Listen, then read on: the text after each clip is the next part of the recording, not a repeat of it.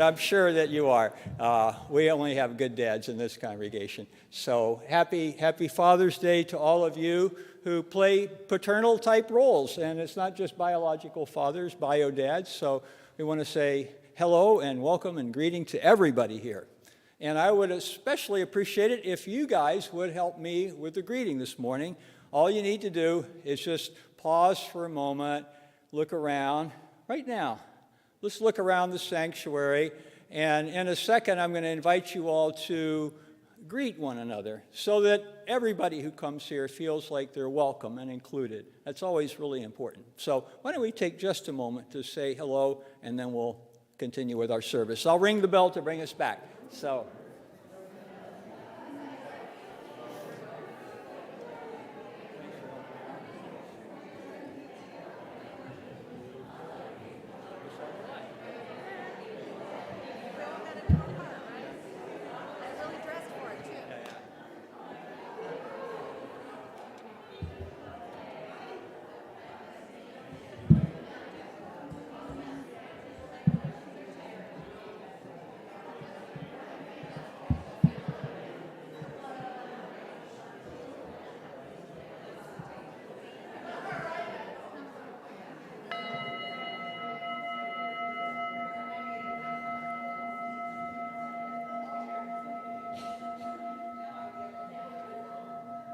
Great. Thank you all for the gift of your presence and bringing more sunshine into our lives.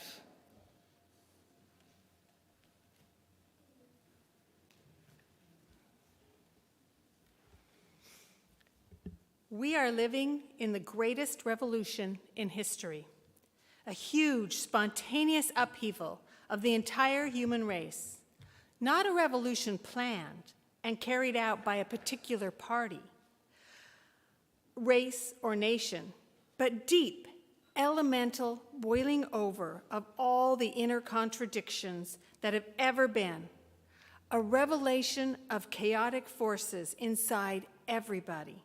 This is not something we have chosen, nor is it something we are free to avoid. Thomas Burton, adapted. May we be open to what our part is in the ever-changing growth of the human experience by recalling our affirmation together. Love is our doctrine. Compassion is our way.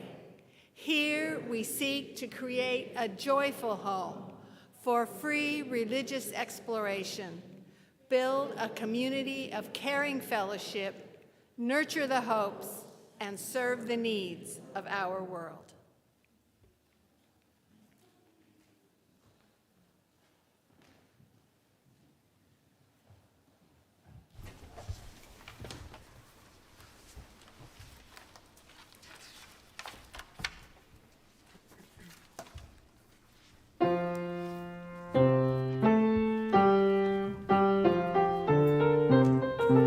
Come sing a joyful song, a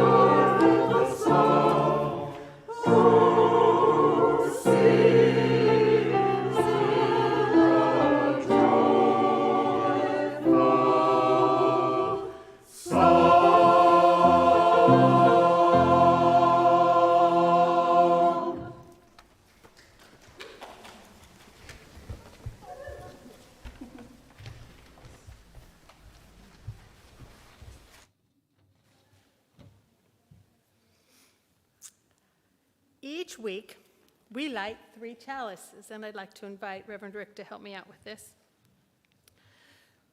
The first is for our congregation, the Unitarian Universalist Congregation of Salem, and all its members, friends, and those in our hearts. We light our second chalice for our partner church in Szymanfalva, Transylvania, Romania. And we light our third chalice for our children and youth in religious education and in the world at large. Please join us in singing the flame into life.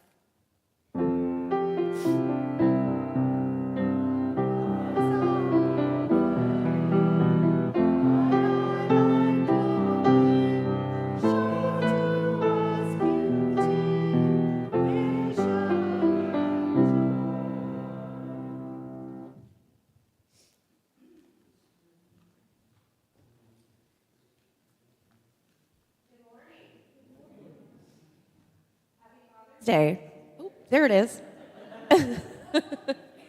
Can everybody young or young at heart please join me in the front here? Come on up.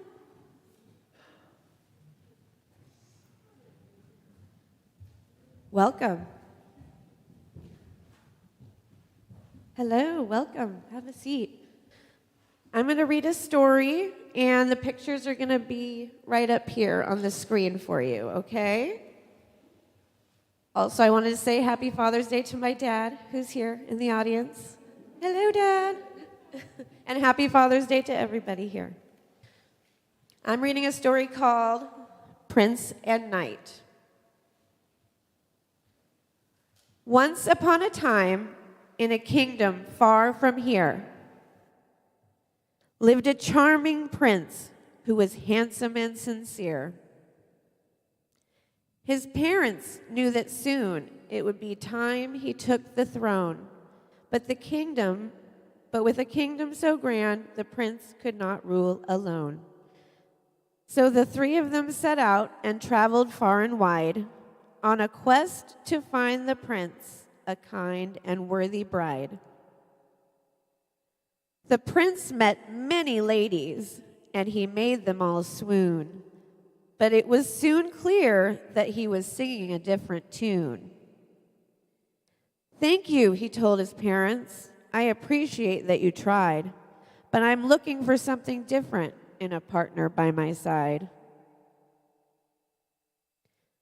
But while the royals were away, their land faced quite a scare from a dragon fast approaching, breathing fire everywhere. All the villagers ran in fear. Even the soldiers hid and fled. "This vicious beast is far too great. We must retreat or we'll be dead." The prince heard the dreadful news, and he raced home with all of his might. To protect his precious realm, the prince was ready for a fight. Alas, before you fear, our prince had to face the beast alone. Along on horseback came a knight cloaked in armor that brightly shone. The dragon charged up upon our heroes, thinking it had already won. But the knight had a bold idea and raised his shield to face the sun. The glare hit the shining metal, blinding the dragon's fiery eyes. But it was what the prince did next that really caught it by surprise. The prince had climbed atop the dragon and tied a rope around its head. He wrapped the cord around the neck and down the body like a thread. The plan had worked. The dragon was caught. Its body was tied and bound. But the prince up high had lost his grip and was falling to the ground. The knight below jumped on his horse, and they began to race. The prince was caught and free from harm, held in the knight's embrace.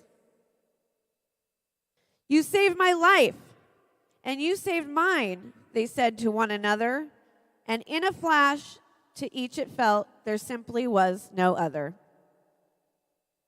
The knight took off his helmet to reveal his handsome face. And as they gazed into each other's eyes, their hearts began to race. As the villagers returned, it became clear to those around that the prince's one true love had at last been surely found. The king and queen had come back too and were overwhelmed with joy. We have finally found someone who is perfect for our boy. And on the two men's wedding day, the air filled with cheer and laughter, for the prince and his shining knight would live happily ever after. The end. Thank you. If you can please stand in the center to make the love arch, we will be on our way. Thanks, guys.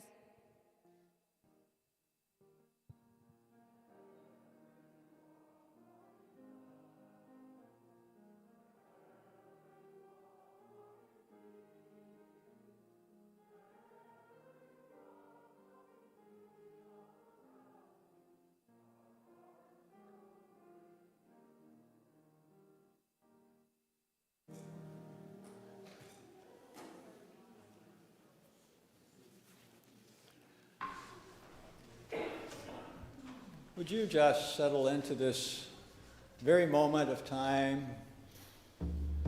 Take a deep breath and rest here now.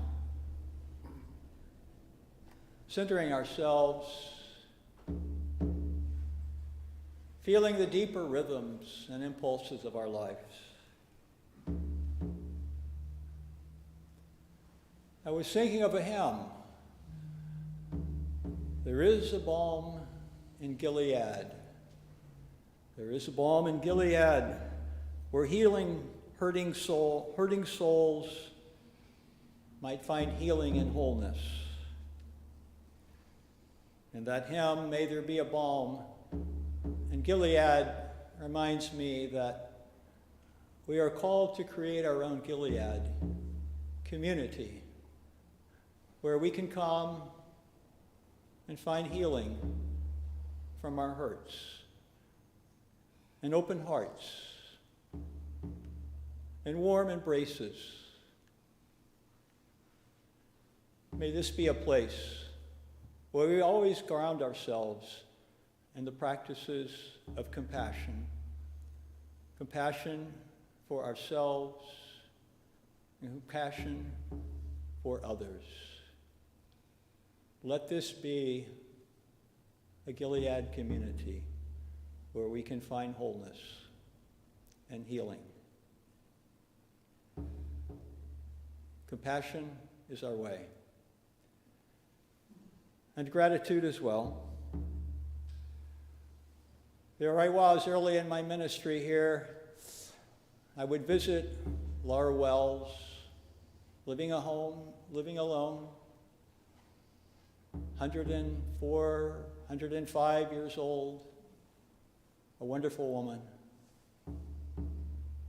When she died, we named our cellist window after her, Laura Wells. But Kay Young, her daughter, took care of Laura with such love and care, and I would often see them together.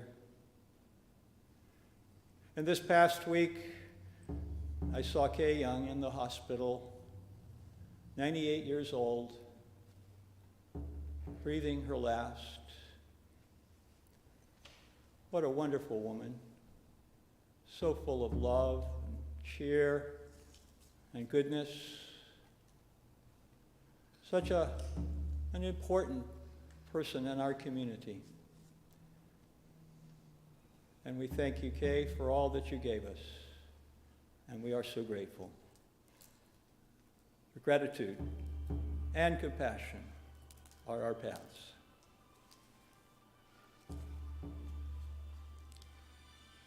Even if the world disturbs us from the outside, we always remember to return again to compassion and gratitude as we walk this path of life, this wonderful path. May it be so. Amen.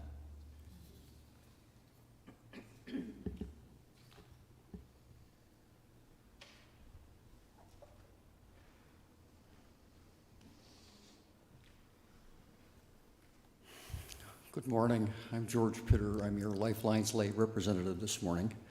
And we can be contacted either on the website or by calling the office. The information is on the slide. And I have to say, I knew Kay. She was a legend at the hospital as a volunteer. She was just amazing. I have 4 joys this morning. One from Lorna Young's. As of the 16th, had my hip replacement surgery yesterday and it went very well. Operation began at 9:30 and was over at 11 o'clock, and I was on my way home by 4 p.m. The staff at Willamette Surgical Center were great, and my sister's taken very good care of me. From Lonnie Claspel, our nieces Angelina and Aaliyah are spending the whole summer with us. From Faith, in these trying times, it was a joyful treat to experience Joel Martin's 80th birthday celebration. May we all share our joys with others and each one. Yay. Thank you, Joel. And from Carrie Lynn, I got to see my sister here from New Zealand. I'd like to light one last candle for all the joys and concerns that weren't shared today.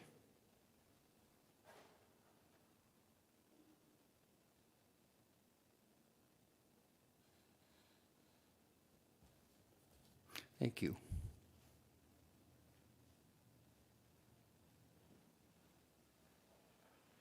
Our pastoral hymn today is number 156 in the great hymnal, O Freedom. You may remain seated.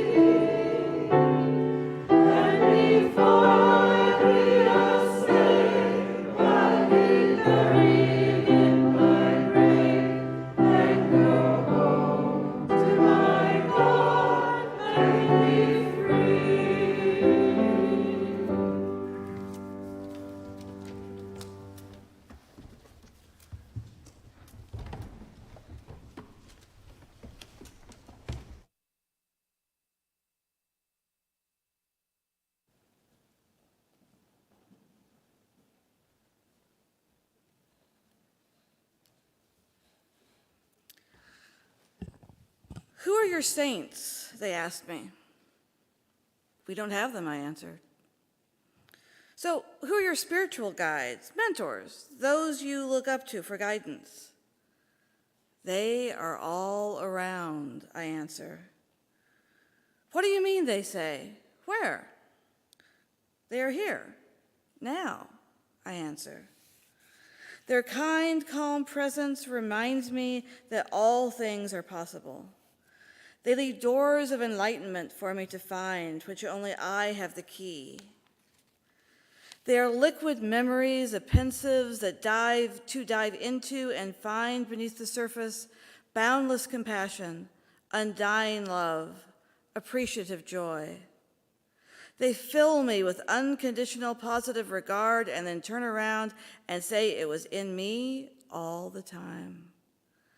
They leave amusing puzzles to solve that seem designed to guide me on my path forward into the unknown. They take the art of living so seriously that they also find humor in our existence. They remind me to be curious when frustration strikes. They talk about the simple things making a huge difference. The interconnectedness felt by two hands instead of one. They do this neither by design nor forethought. They do it by living their lives, acknowledging their struggles and mistakes, but not dwelling in the dungeon of despair. When they speak, they try to make it as true, kind, and necessary as possible, and recognize that sometimes this means silence. Being near them, reading them, hearing them, thinking about them brings about such a wondrous awareness of and love of life that I want to sing and dance and yell for joy. I run to them with songs of gratitude and appreciation. They smile and say it's only a reflection of my inner self. I say it is much more than that. It is because of you that I am even aware.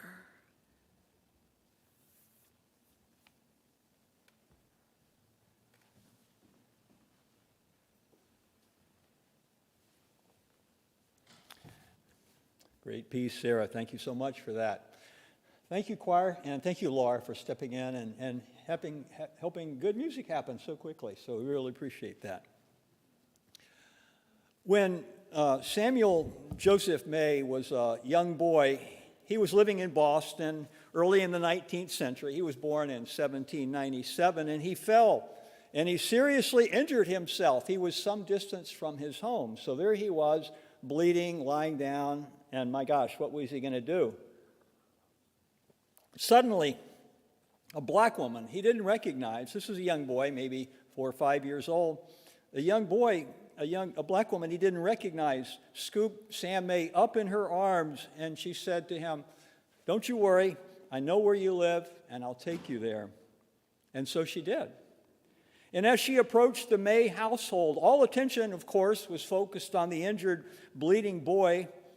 And when the grateful parents turned to thank the woman, she had already disappeared. All efforts to locate and thank her were of no avail. But May never forgot how protected she made him feel. An equally powerful memory for May was of a black classmate, elementary school classmate, who he and the other students just adored. Everyone recognized him as the brightest and the kindest student in the class, a black classmate. His smile was like sunshine, they said. May was too modest to note that he himself was very popular in his own right. He was born with a great love for humankind in his heart. He had a very kind and caring nature, so he was always popular wherever he went.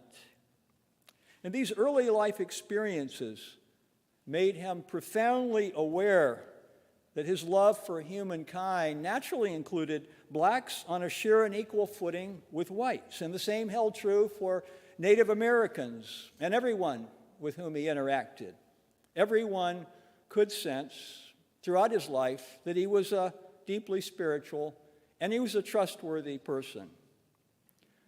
And knowing this personal history helps you better grasp a searing experience Samuel May had when he was a very young man. On a pleasant sojourn down south one afternoon, it was around 1820, I think a little before that, May found himself riding along in a carriage full of very hospitable locals. And as they rode along, May looked out the window and he saw a long line of black convicts. Black convicts. They were in chains and they had doleful expressions on their faces as they were being led along by their overseers with their whips and their guns. And then something happened. Suddenly, it dawned on May the truth of the situation. He had never seen this. He was from the north. It struck him like a thunderbolt. These were not convicts.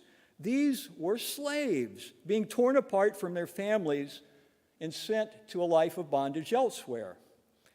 This was Samuel May's looking through the gates of hell moment, because then he fully recognized the inhumanity of all slavery, and he recognized it as a crime against humanity and a grievous sin against God. He was just thunderstruck with this realization. Chattel slavery.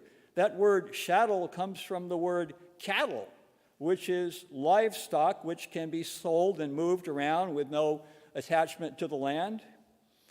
And chattel slaves often were torn away from their families with no recourse. And May recognized what was going on finally. These weren't convicts, they were slaves. And he recognized how our entire nation was complicit in robbing a whole race of people of the gift of life, the gift of freedom. And because of his great love for all humankind, May was overwrought. He was overwrought by the sight of these men in chains. And he cried out in agony in the middle of that carriage full of Southerners. And he blurted out, "I am ashamed of my nation and my race." And this outburst put him at risk. Indeed, there were laws throughout the South that forbade even writing about the evils of slavery. You could be whipped, and a young man was in Tennessee, a young reverend was whipped. Why? Because he was found in possession of abolitionist literature. Freedom of expression in regards to slavery was outlawed for decades in the South before the Civil War. You couldn't even discuss it. So that day, May's fellow passengers were much more accustomed to and accepting of such tragic scenes as slaves in chains. They were not happy to be reminded of their own complicity in this sinful practice. Reminding people of our common high callings in life became May's chosen career. That is to say, he began studying for the Unitarian Ministry at Harvard.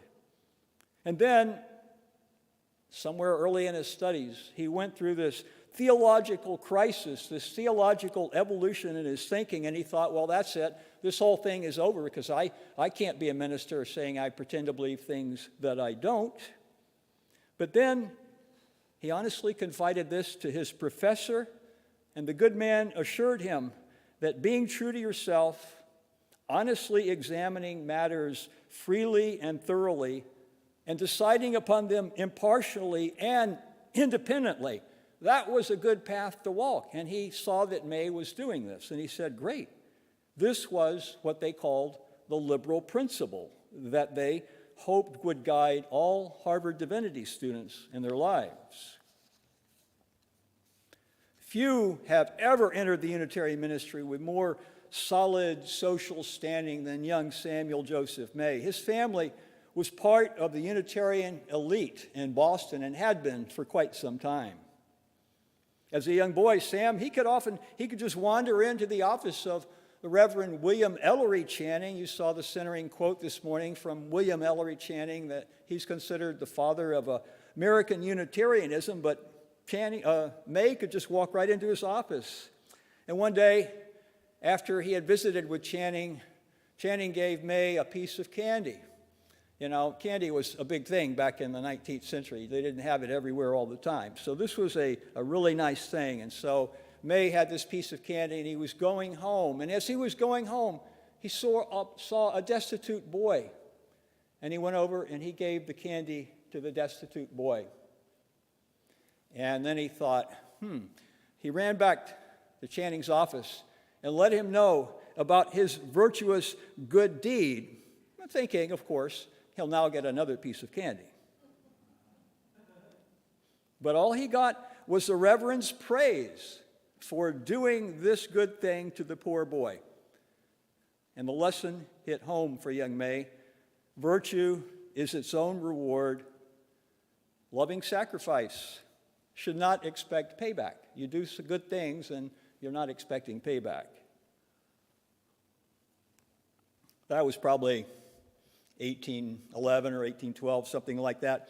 But the time would come, decades later in 1834, when the student May would become the master, and he would awaken Channing's conscience at a very critical time.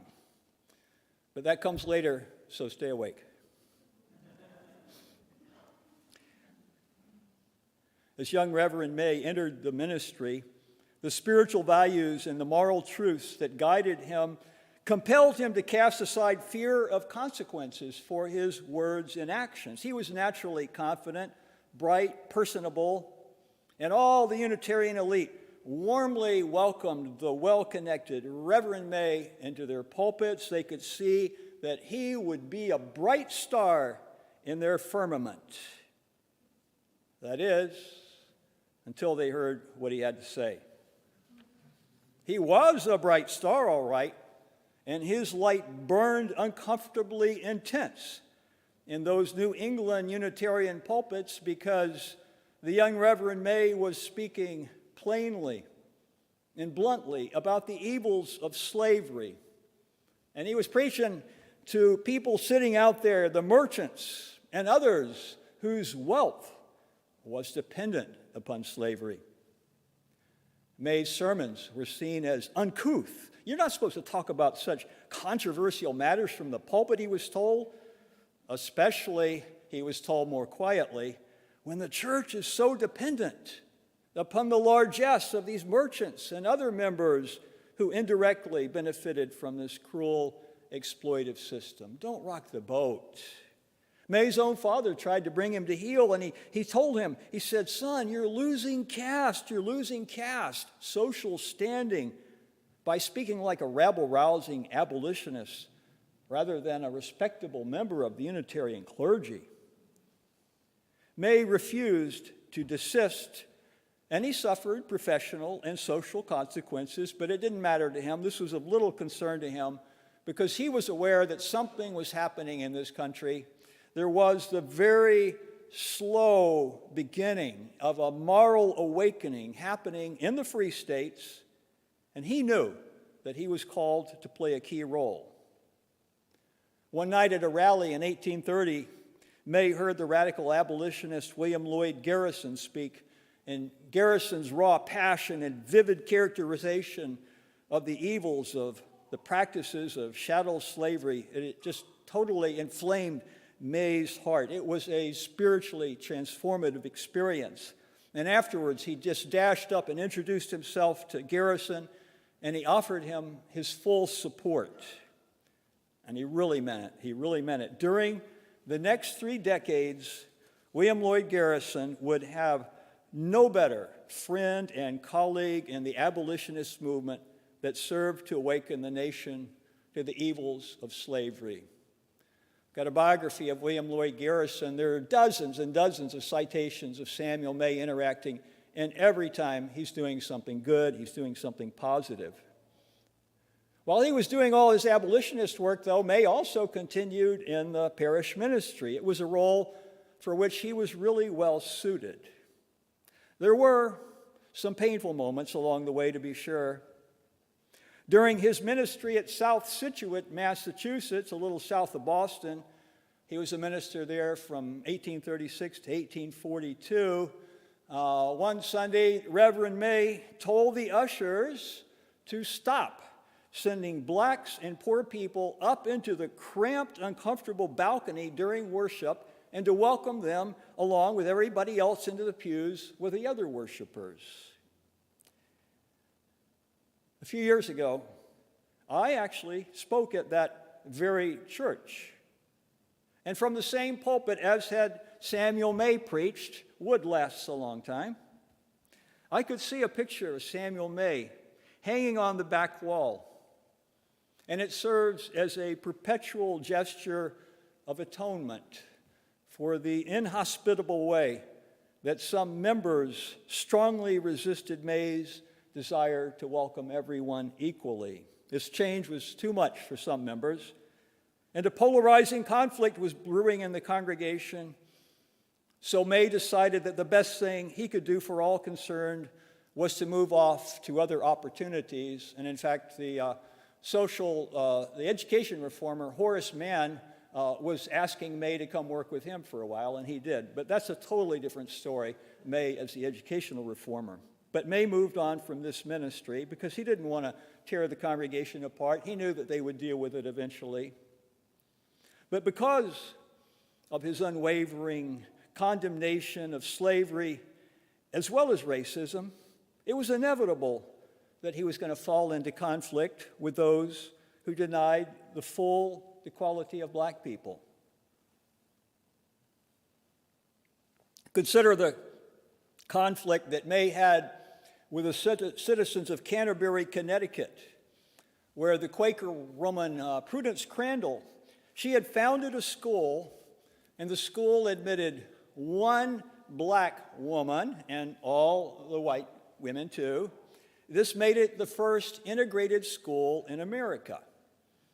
Long story short, all the white students left the school, and it was about to go under when Crandall recruited 20 other young black girls, black women, to come, and this now provided a rare opportunity for them to get a stellar education in New England.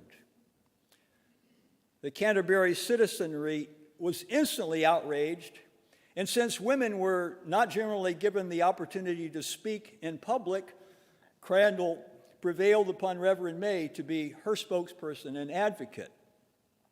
What a bitter struggle it was for both of them. May was almost alone with Crandall. He did all he could to save this school. But the citizens threw dead animals in the school well. They set the building afire. And May and Crandall realized keeping the school open is only going to endanger the students, and they knew they had to admit defeat. They had to close the school, and they were understandably embittered. But such was the level of virulent, undisguised racism in that era. For May, eradicating slavery was paramount, but he saw how racism itself underlay this institution, and virulent racism was pervasive and uncontested in the North as well as in the South. And this made it all the more challenging for the radical abolitionists because there were many in the North who were sympathetic to the slave-holding oligarchy in the South, or they were indifferent to the plight of black people. The abolitionists faced daunting odds. The public was not particularly supportive in the 1830s or even the 1840s, including the New England Unitarians were not that active in the abolitionist movement. Yes, they knew slavery was wrong, but they imagined that it would eventually die out on its own. One day, in 1834, May was visiting his mentor, William Ellery Channing. Aren't you glad you stayed awake for this? Remember that earlier candy incident? Well, now it's payback time. No, it's not payback time. It's just time for the relationship to enter a new level. So one day in 1834, May was visiting his mentor, the great William Ellery Channing. And Channing was a great man. And Channing began to complain about the disruptive manners of the abolitionists.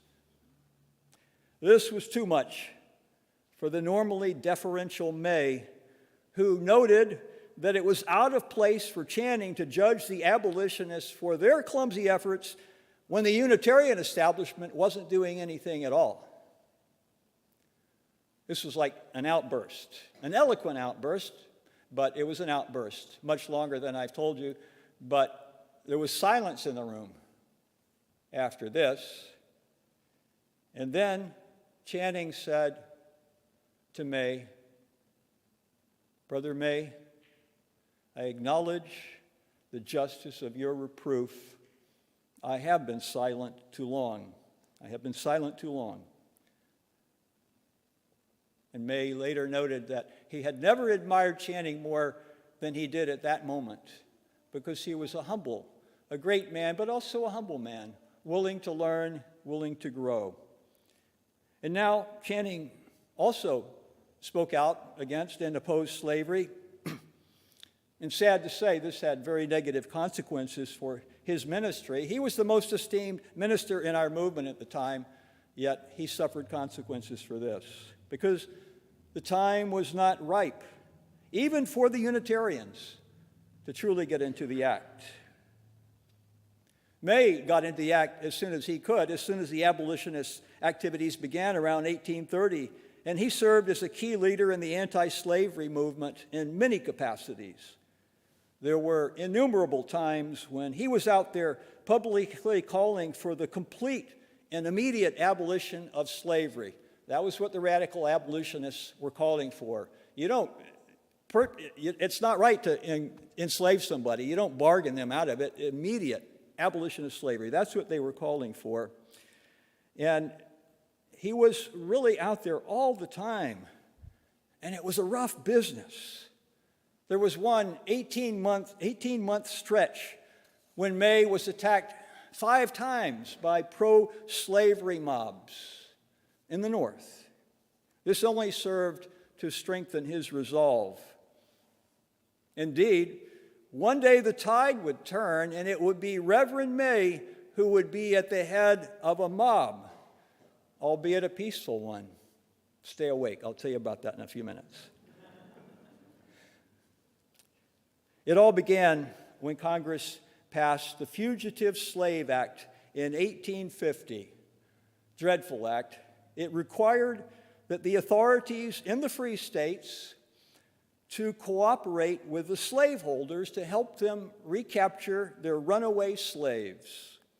May considered this law to be no better than a pact with the devil, and he let it be known that he would not obey this law and would do all he could to subvert it. All he could to subvert it. Just a few weeks earlier, Senator Daniel Webster, the great Senator Daniel Webster from Massachusetts, had spoken in Syracuse, and he's told the citizens of Syracuse, "Don't you dare disobey this law, or there will be consequences. Don't you dare disobey this law." That's what Daniel Webster said. But then came that October evening in 1851 in Syracuse, New York, where Reverend May had his longest and his final ministry. And just as he was finishing dinner, May heard the alarm bell rung by the abolitionists that warned that a runaway slave had been apprehended by the authorities.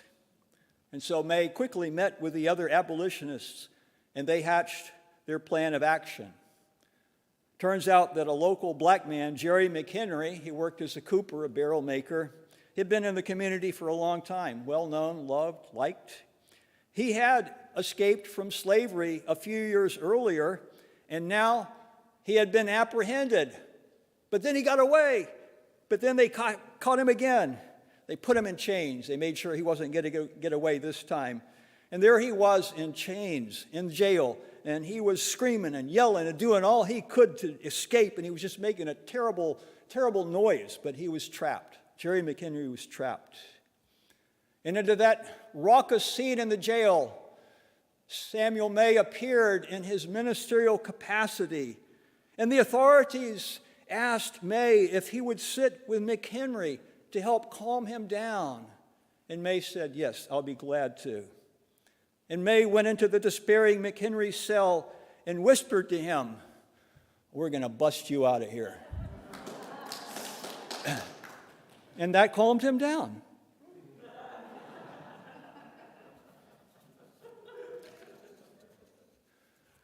Reverend May had always been a devout pacifist, and so he and the other abolitionists resolved they were going to have to use force, but they weren't going to use violence. They didn't want to use violence. But they returned en masse, stormed the jail, overpowered the authorities, and freed Jerry McHenry. And then they dashed away in a wagon with horses faster than the slave patrol in hot pursuit. And then they took him to a secret location where they sawed off his manacles. There were slave patrols all over the city. It had to be really quiet. They sawed off his manacles. And after a few days, they snuck him out of town, and they found a boat pilot willing to ferry McHenry to Canada and to freedom. And he made it. And once there, McHenry sent a warm note of appreciation to May and others who had done so much for him, to free him. Meanwhile, May and the others of the Free Jerry effort were put on trial. But the courts, the northern courts, were losing heart in enforcing the fugitive slave law, and it just kind of petered out, the whole case. But eventually, the free jury culprits would be seen as heroes. Today, in Syracuse, New York, you can see the Jury Rescue Monument. And you can see it too if you look up on your screen and they remember to flip the slide. So let's look at the Jury Rescue Monument. We've got a slide of that. There we go. That's the Jury Rescue Monument from the incident that I just told you about. It depicts Jerry McHenry with Samuel J. May to one side and the Reverend Jermaine Logoin, who was a former slave himself, as they are escaping through the doors of the jail. And a plaque underneath notes. It concludes with a sentiment: when courage and compassion combine to influence public opinion, human life is enlarged. When courage and compassion combine to influence public opinion, human life is enlarged. Yes, Samuel May enlarged life in many realms. As a minister, as an educational reformer, a women's rights advocate, and above all for me, as an abolitionist. It's estimated that Samuel May personally helped about 1,000 blacks escape to Canada, and then he crossed over the border to see how they were doing. The fugitive slave law created dreadful, tragic public sights of recaptured slaves being led down the streets while the public looked on with increasing anger at the authorities for executing the will of the Southern slave owners. This law was so odious that it helped turn the tide of public opinion against slavery as more and more people came to recognize how wrong America's compromise with the slaveholders was. And finally, as we all know, it came all to a head in the most violent conflict our nation has ever known. The pacifist Reverend May, who was always motivated by a love for humankind, he grieved that it took a war to end the unholy institution of slavery, and he especially grieved that it claimed the lives of young men that he knew and loved. But May knew that slavery must end because it was fundamentally incompatible with the American dream. The American dream was partially forged at our nation's founding by slave owners themselves, who sowed the seeds of the destruction of slavery by lifting up the ideal of liberty and justice for all, a liberty and justice that most did not have at our nation's founding, and yet our nation is founded on this ideal that transcends the historical limitations from which it arose. And so we abolished slavery and became, slowly, painfully, with much blood spilled, a more perfect union. But far from perfect, as we know all too well today, but this was a vital step in our nation's pilgrimage towards wholeness. And tomorrow, Juneteenth, the 19th of June, celebrates the genuine progress that was made in this long journey. The abolitionist period, which basically goes from about 1830 to the beginning of the Civil War, it's a fascinating period of American history to study. Reading May's anti-slavery memoirs, which are publicly and freely available online, it reads like a great historical novel. And such study of our history helps you gain a deeper and a broader perspective, something I don't think we have very much of these days, perspective. But today is a good day to regain a truer, deeper perspective on the continued unfolding of our national narrative. It's a good day to remember the great decades-long historical struggle that led up to that day on the 19th of June in 1865, when slaves in Galveston, Texas, among the last to learn that they were former slaves and they celebrated their freedom. Today is a good day to begin restoring one's faith that despite the daunting challenges we face, we can overcome, and we can get closer to that time when liberty and justice for all is not an aspiration, but a reality. Samuel J. May, who fought for so long and so hard, would say that this is a dream worth fighting for, no matter how long and how hard the road may be. Someday, I'm going to make a trip. It's going to be a pilgrimage, really. And I'm going to go to the Abolitionist Hall of Fame. Did you know there is an Abolitionist Hall of Fame?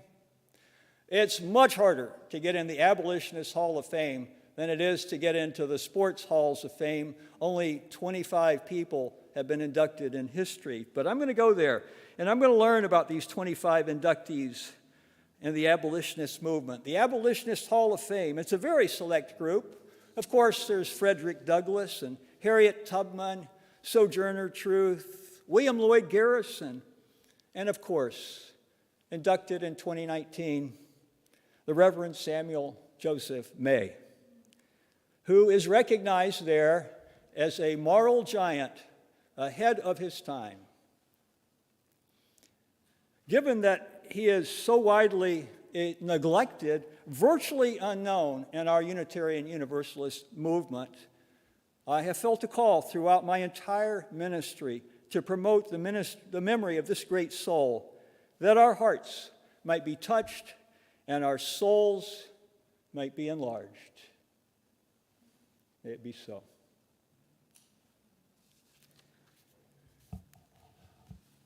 Would you join with me as we meditate on these words of Gandhi? When I despair, I remember that all through history, the way of truth and love have always won. There have been tyrants and murderers, and for a time, they can seem invincible, but in the end, they always fall. Think of it. Always. And so today, during our troubled and turbulent times, let us take heart that our struggles for justice and love in our world will prevail someday. Let us stay engaged in our day-to-day life. Let us not lose hope. Amen.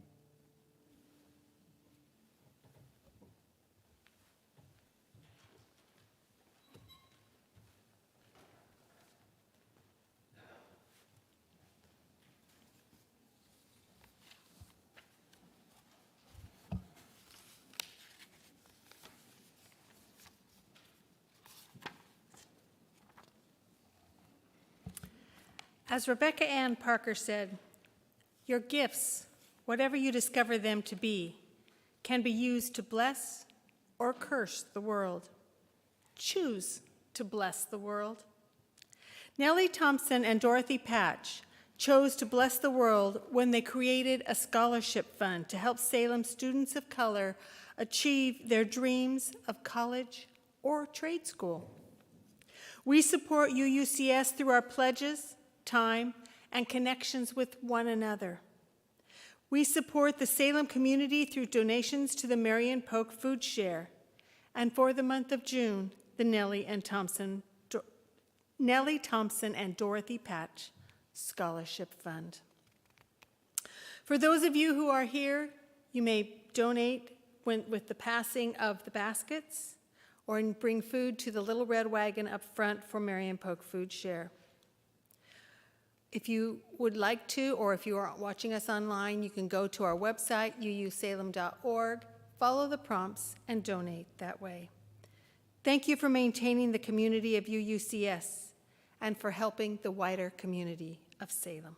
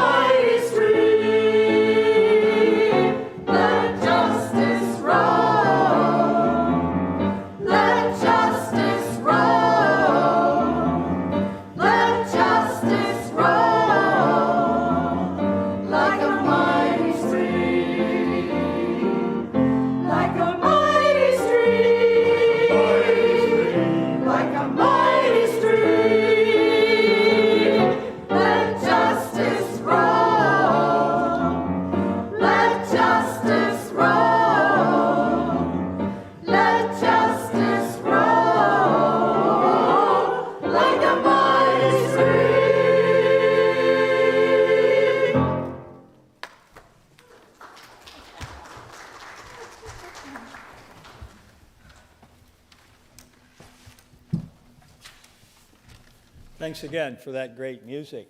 Hey, this looks like fun. Next Sunday, one of our humblest storytellers is going to be, have you got your sermon written yet, Greg? Yeah, he's going to work on it. It's going to be great. We'd love to see you in our pulpit next Sunday. So please make it a point to show up and show some support for Greg as he will be speaking next Sunday. There's always something going on in the life of the community. So if you're interested in getting plugged in, getting the emails, getting the e-blasts, the newsletter, things like that, please go online and you can register. And you can also read about all the different things that are happening in the life of the community here. So please do that.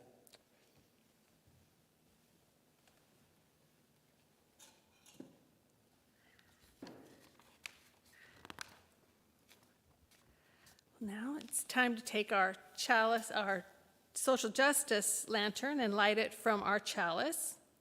Lighting the social justice candle is a symbolic reminder of the light and justice we carry out into the world. And each and every one of you does that. And thank you. Now it's time to extinguish our chalices. These words from Martha Kirby Capo. Our time together is finished, but our work is not done. May our spirits be renewed and our resolve strengthened as we meet the challenges of the week to come. This chalice flame is extinguished until we ignite it again with the spark of our communion.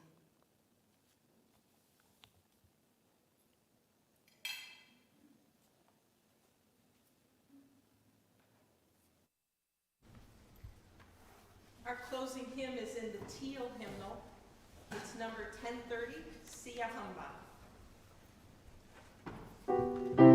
Please rise and body your spirit.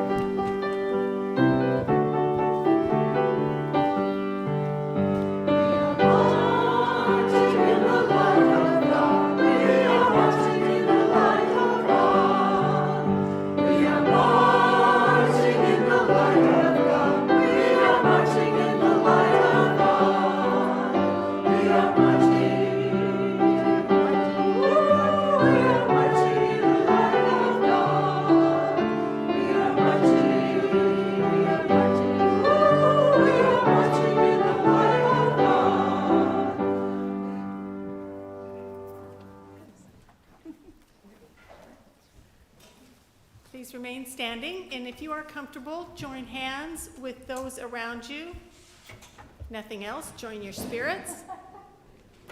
And join me in saying our closing words. May faith in the spirit of life, hope for the community of earth, and love for the sacred in one another be ours now and in all the days to come.